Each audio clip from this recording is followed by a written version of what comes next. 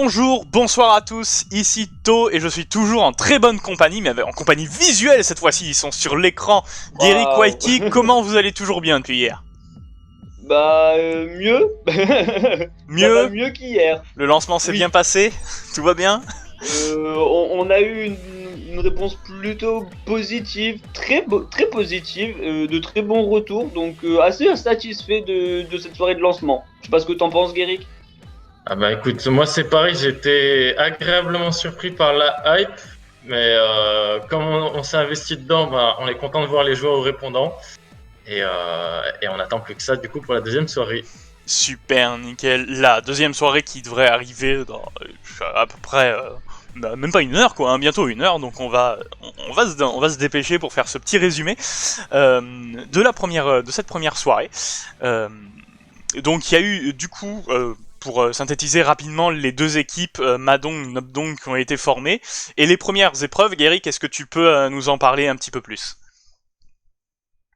Alors, la première épreuve se cachait un twist. Effectivement, on a caché plusieurs twists dans l'édition et un des twists majeurs s'est fait dès le début du jeu, puisque pour l'épreuve qui était là pour déterminer le capitaine, le leader Madong, c'est Jida qui a réussi à faire le meilleur temps, sachant qu'en plus elle avait fait un départ en retard, elle n'a pas compris tout de suite, et pourtant malgré ça, elle a réussi à obtenir la première place. Mais il fallait voir plus loin dans cette grille. Il fallait voir plus loin, puisque si vous cherchez un petit peu au niveau du nom de l'épreuve, du nom de l'image qui était donnée, le nom était Hidden Gift à la fin. Et si vous cherchez dans les mots cachés, puisque c'était une épreuve de mots cachés, de mots mêlés, il y avait le mot hidden et le mot gift qui étaient à récupérer. Il faut savoir que Sifir a trouvé très vite le mot gift, mais il n'a pas trouvé hidden directement, il l'a trouvé un peu plus tard. Ce qui lui a permis d'obtenir un collier d'immunité, qui se Ça, c'est traduit par très une important. d'immunité. Surtout au tout premier tour, même pas avant avant le premier tour, c'est exceptionnel quoi. On se croirait dans Survivor 10 avec les fanions à récupérer dès le départ. Je me souviens encore de ça. Aussi, Exactement. malheureusement. Il a pris un très bon départ, mais chez les Madong aussi, quelqu'un a réussi à obtenir le secret. Parce que Puisqu'il y c'est a ça eu qui est incroyable. En fait, l'épreuve, c'est une épreuve de mots mêlés avec des lettres et tout, pour déterminer de base le leader des Nobdong. C'est ça? C'est ça. Des Mais Madong. des De Madong, base, pardon. c'était Moi, pour je confonds déterminer tout. le Le leader leader, des voilà. Madong. Mais vous l'avez proposé aux deux épreuves, aux deux équipes, pardon. Oui, Exactement. Et donc il y on a une l'a équipe qui proposé en avait pas afin grand-chose à faire que normalement. Ouais, exactement. on l'a Normalement, ouais, Vas-y, Waiki, normalement, vas-y. d'accord. Vas-y, Waiki, vas-y, allez. vas-y. On l'a proposé aux deux équipes, histoire que justement le leader chez Madong soit déterminé, et aussi pour que au sein de Nobdong, ils puissent un petit peu avoir une première idée du niveau dans le domaine culture générale de chacun, et au niveau de la rapidité et ce genre de choses. C'est pour ça qu'on l'a proposé aussi chez Nobdong. Mais c'était aussi l'occasion d'avoir un petit twist caché. Twist qui a été donc trouvé par Nobdong, mais pour revenir sur le twist Madong, il y avait du coup toujours le mot Hidden Gift. Et c'est Wilson qui l'a trouvé. Wilson qui a trouvé ça un petit peu plus tard dans la soirée, après l'épreuve. Et ce twist lui a permis d'obtenir la clé en argent. La clé en argent, c'est une troisième clé qui est utilisable à usage unique, mais qui peut être utilisée en plus des clés en or. Ça lui permet du coup de renverser éventuellement un groupe de 3 trop solide, et c'est à ça que lui sert cette clé. D'accord. Voilà.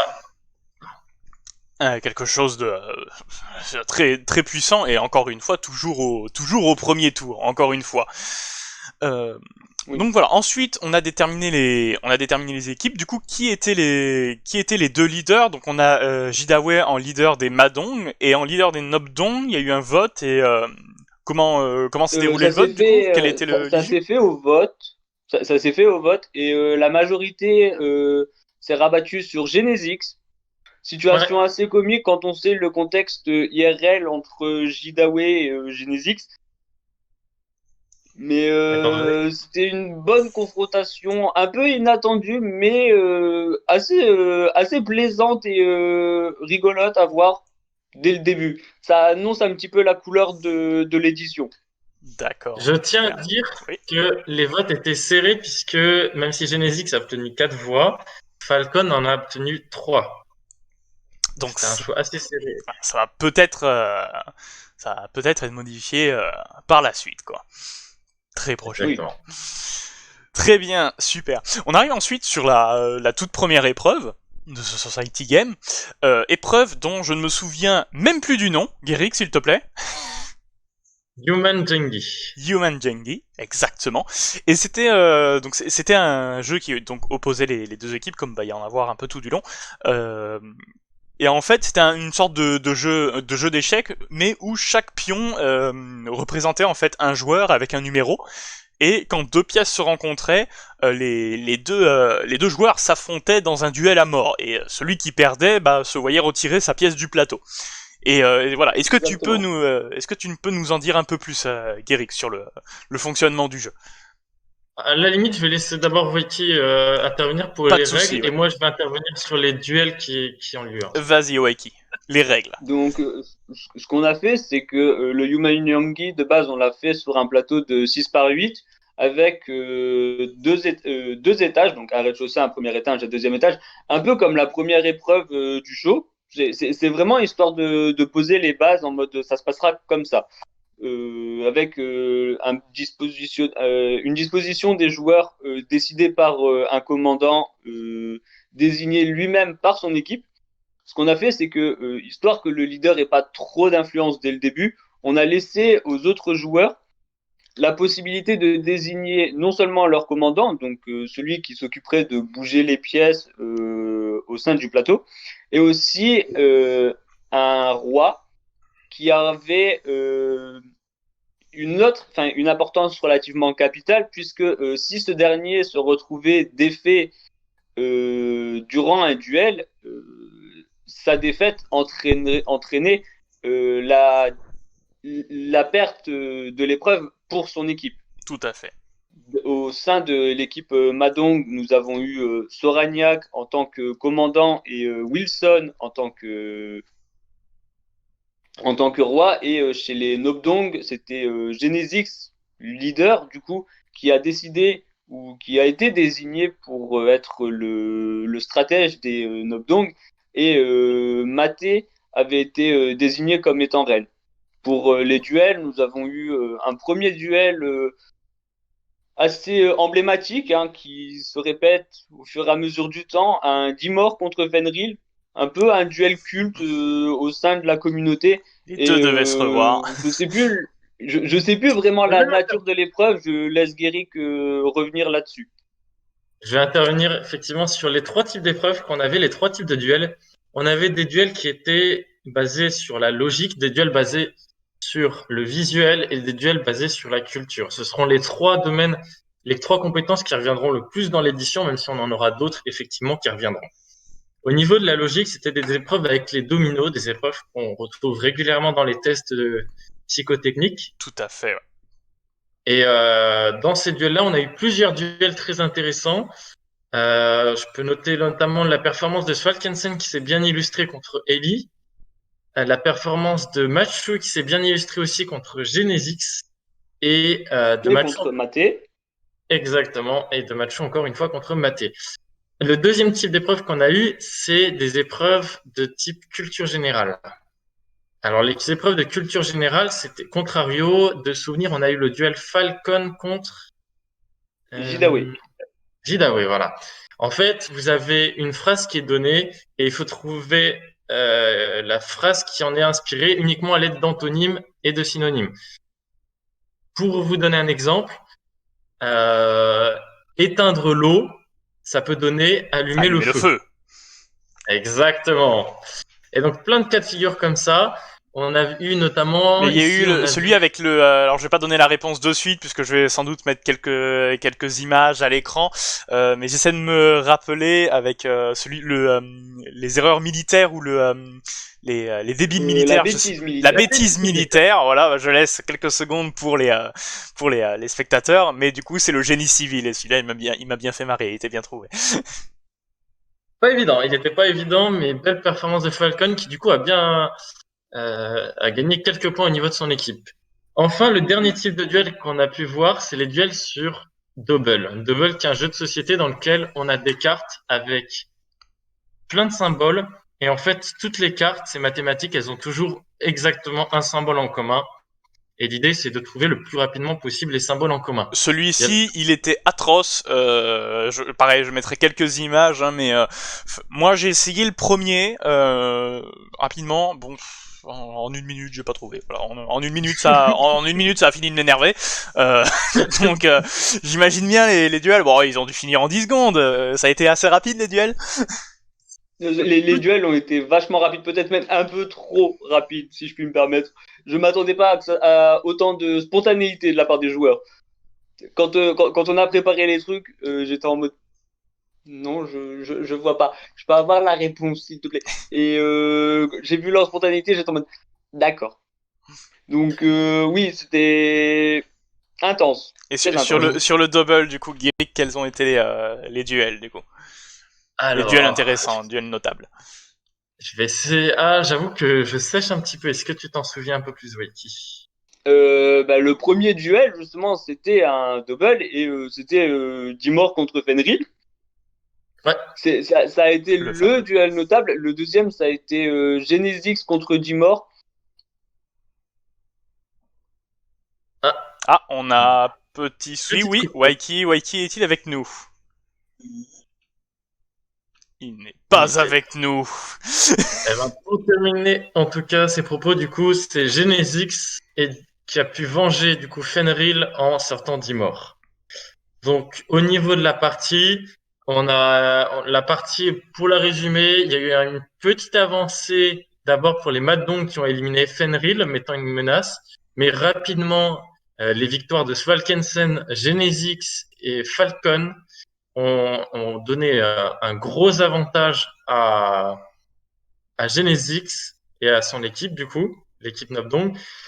Et Sorania qui a répliqué en sortant son arme secrète, le fameux Machu Picchu, qui a obtenu 2 victoires importantes. Cependant, je tiens à noter, et je vais ouvrir le sujet par rapport à Sifir ensuite, on a remarqué une erreur de Genesix que lui-même a remarqué de toute façon après, c'est que Machu Picchu était en position où il pouvait gagner la partie si on ne le bloquait pas. Genesix avait la possibilité de bloquer avec 2 pièces, avec Sifir et avec Maté. Mais Maté étant le roi, si jamais Maté perdait son duel, c'était la défaite.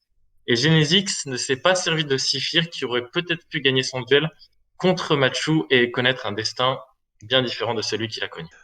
Voilà, Sifir, du coup, a connu un destin tragique puisque c'est le joueur qui a été éliminé dans l'équipe perdante. Est-ce que vous pouvez nous parler de ce premier vote? Guéric, peut-être. Alors, je peux Guéry, vas-y. intervenir. Ouais, étant donné que c'était mon équipe, j'ai pas mal géré cette équipe, j'ai pu voir un petit peu tous les éléments. Et je pense pouvoir dire que Séphir a été vraiment l'élimination, on peut le dire, robbed de cette soirée, étant donné qu'il y avait l'épreuve où il avait ses chances. Il a aussi eu un collier, mais il n'a pas eu le temps de réagir et de s'en servir. Donc il sort avec la couronne d'immunité, c'est tragique. C'est Mais vraiment aussi, tragique, il l'a trouvé au premier tour et il sort de suite après. C'est exactement. vraiment moche, quoi. Il doit vraiment s'en vouloir. Mais ce qui est encore plus tragique, c'est que du coup, sa sortie, en fait, pour bien la comprendre, il faut savoir qu'il y a 2 alliances principales qui se sont formées. En fait, c'est un trio auquel se rajoute un quatrième membre. C'est Maté, Liwix, Svalkensen, auquel se rajoute Fenrir. Donc une majorité de 4 sur les 8 votes, c'est le 50-50. Et, euh, et du coup, ce qui s'est passé, c'est que les votes étaient hésitants, mais étant donné qu'ils voulaient pas voter dans ces 4 personnes-là, que Genesix et Falcon avaient bien fait leur preuve, il restait 2 noms à sortir. C'était Gwynny et Sifir. Et en fait, il se trouve que Svalkensen avait un peu plus social avec Gwynny. Et à quelques minutes de la fin, il lance un nom, il donne le nom de Sifir pour éliminer Sifir. Et les autres joueurs de son alliance, ils ont suivi. Alors que Ça se il dirigeait avait une bonne. peut-être de base plutôt sur Gwynny. En tout cas, il y avait vraiment une situation de 50-50. Et c'est vraiment Svalkensen qui a droppé le nom comme ça, en claquant des doigts. Et du coup, Sifir est tombé comme ça. Exactement. C'est vraiment tragique, sachant qu'en plus, quand on regarde les confesses, même Falkensen le dit, il regrette un petit peu son move. Ils sont plusieurs qui appréciaient beaucoup Sifir, et Sifir, je pense que c'est un joueur qui aurait pu faire une belle prestation. Malheureusement, le destin est parfois tragique. Et il sort, mais du coup, on a une belle alliance de 4 qui s'est formée. En plus, le fait très intéressant, c'est que cette alliance de 4 est composée de joueurs qui ont fait leurs preuves, mais qui sont pas les grands favoris de leur équipe actuellement au niveau des épreuves. C'est assez fou de voir que Falcon et Genesix sont actuellement assez isolés. Mais ça peut évoluer parce que c'est assez comment dire, faut encore changer. Bon, en tout cas, c'est bien joué de Valkensen, même s'il le regrette un peu. Attention, même s'il est dans l'alliance majoritaire, à voir que ça ne se retourne pas contre lui pour les prochaines épreuves, les prochains votes. De ton côté, Waiki, est-ce que tu as pu voir quelques jeux d'alliance, même s'ils ne sont pas allés à l'élimination pour cette première journée? Il y a eu beaucoup de mouvements, hein, peut-être plus qu'au sein de Nobdong, alors que justement on n'a pas eu de conseil de notre côté. Paradoxalement. Tout d'abord, Jidawe, en tant que leader, a attribué ses clés à Dimor et Ellie, qui, même si n'ont pas vraiment réussi à faire leurs preuves, pour Ellie notamment, durant la première épreuve, a un lien de confiance avec Jidawe. Wilson, de son côté, de par sa clé de rébellion, essaye un peu de changer les dynamiques et veut un trio finaliste avec Jidawe qui n'est pas inclus dedans. Tout le monde partirait sur Wilson, lui, veut un trio avec Jimor et Machu Picchu. Machu Picchu qui, lui, veut un trio avec Armand, Wilson. On a aussi Marie Meltou qui, de par sa situation d'un peu plante verte au sein de l'épreuve, hein, parce qu'il n'a pas vraiment eu l'occasion de bouger, se retrouve à vouloir tenter le diable et faire un peu d'action. Il a, de ce que j'ai compris, une alliance avec Armand et avec Wilson également. On a aussi Soragnac qui, même s'il a montré et s'est beaucoup exposé sur la première épreuve, et qui, s'il y avait eu une défaite du côté Madong, aurait pu sortir, est un petit peu en danger. Personne l'inclut vraiment dans ses plans, mais il peut se désigner comme étant un élément qui va émerger, mais pas sûr. Et dernière grosse dynamique qui va rapporter un petit peu de confrontation au sein de l'équipe Madong, c'est le fameux blacklist autorisé par le leader qui a été posé par Jidawe sur Wilson. Exactement. Donc Wilson qui veut faire un putsch pour prendre la place de Jidawe, et Jidawe qui ne s'entend pas vraiment bien Wilson. Oui, c'est le moins qu'on puisse dire. Oui, si elle met un vote blacklist directement sur Wilson, alors qu'elle l'a désigné en bras droit, on sent que les deux sont déjà dans. En bras droit.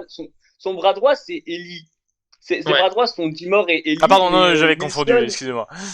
Wilson, de par la situation qu'il essaye de provoquer et sa volonté de changement de dynamique avec Machu Picchu notamment,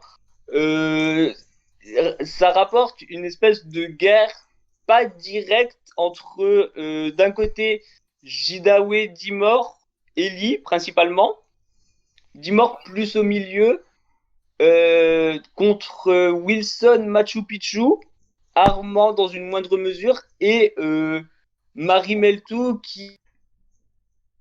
Ah, on a perdu Waiki à nouveau. Mais en tout cas, ce qui est certain, c'est que les deux sont dans le collimateur de, les deux sont dans le collimateur de l'autre, si on peut dire. Les deux sont dans le collimateur de l'un de l'autre. Et ça peut, C'est par ça. C'est un peu une guerre Wilson froide. n'a pas, Wilson n'a pas forcément la. Il a potentiellement les clés de la rébellion, on va dire, dans son camp, quand bien même Dimor serait plus ou moins neutre. Par contre, il a peut-être pas la majorité. À voir pour lui, par contre, d'agir vite s'il veut pas un deuxième vote blacklist, pardon, pour finir dans le mur. C'est même terrible parce que si jamais il tente une rébellion, Jida peut annoncer à tout le monde qu'elle lui a mis un vote blacklist pour potentiellement l'éliminer du jeu directement. Parce que s'il rate, il tente une rébellion et qu'il la rate, il recevra un deuxième vote blacklist qui l'amènera à l'élimination. Ce serait terminé pour Wilson. Donc pas mal de mouvements effectivement. Pas mal de dynamique au sein de Madong, oui. Et même un peu trop. Un peu trop à ton goût. et un petit peu. Moi je mettrais peut-être une pièce. Exactement, je mettrais peut-être une petite pièce. Attention sur Soragnac, bien qu'il soit un petit peu peut-être un peu indécis ou quoi. Il est capable de faire de belles choses, de très belles choses. Et par contre, je le reconnais bien dans cette équipe Madong puisque il est capable de faire aussi des choses complètement chaotiques qui n'ont pas forcément beaucoup de sens dans le jeu social, et il pourrait très vite s'envoyer dans le mur tout seul. Mais il va peut-être pouvoir faire de belles choses dans cette équipe, donc à voir. Ça peut être amusant à suivre. La personne la plus à risque, je dirais, au sein de l'équipe Madong actuellement, ça serait Armand, étant donné que Jida et Armand, la relation ne s'est pas vraiment bien passée. Jida le sent pas vraiment, Armand n'a pas vraiment pu faire ses preuves, donc potentiel pas présent pour l'instant, donc élément dérangeant, donc il risque de sortir. Mais on verra la suite. Exactement, on verra ce qui va se passer sur la deuxième épreuve, et plus généralement la deuxième journée. Est-ce que vous voulez nous en dire un petit peu plus, nous lâcher une petite information pour la deuxième journée à venir, ou pas du tout? Peut-être, mais je tiens à dire un dernier détail qui n'a pas forcément été soulevé. Donc par rapport à l'élimination de Sifir, quand il est sorti, il a annoncé à tout le monde effectivement qu'il avait trouvé le twist. Donc c'est une information qui est désormais connue. C'est ce qui rend l'élimination un petit peu plus intéressante pour ceux qui l'ont sorti, même si ça n'était pas fait exprès. Sinon, pour ce qui est des épreuves de ce soir, il faut s'attendre à voir un petit peu plus de mathématiques, de calculs surtout. D'accord. Oui. Donc c'est pour ça qu'on a prévenu les joueurs de bien préparer leur calculatrice. On aura des épreuves cette fois-ci un peu plus tournées sur le team play et la collaboration plus que sur les performances individuelles. C'est assez particulier parce qu'on a d'un côté des mathématiques où je sens déjà des joueurs que je connais très bien qui vont absolument envoyer des bûches, mais peut-être que ces mêmes joueurs seraient peut-être plus en difficulté dans la performance collective plutôt qu'individuelle. Donc à voir, c'est deux choses qui rentreraient pas forcément en adéquation, si j'ose dire. Oui, on verra ce que ça donne. De toute façon, le débrief fera. Exactement, on fera un autre débrief, je pense. Ça se passe très bien, il n'y a pas de souci qu'on s'arrête. Je pense qu'on a tout dit. Est-ce que vous tenez à rajouter un dernier mot avant de retourner à vos préparatifs? Non, pas que je sache. Moi, j'ai fait le tour, du moins. Tout a été dit, Guéric? Moi, c'est bon, j'attends plus que ça. Eh bien, c'est parfait. Écoutez, je vais vous libérer, je ne vous retiens pas plus longtemps. Et je vais arrêter la vidéo ici, le tournage ici. On se revoit très prochainement, toujours sur BGZ TV, pour le débrief de cette deuxième soirée. Guéric, Waiki, merci pour votre temps que vous m'accordez. Sur ce, merci. Bonne soirée, bonne chance, et toujours que le meilleur gagne. Ciao, ciao. Merci. Bye bye.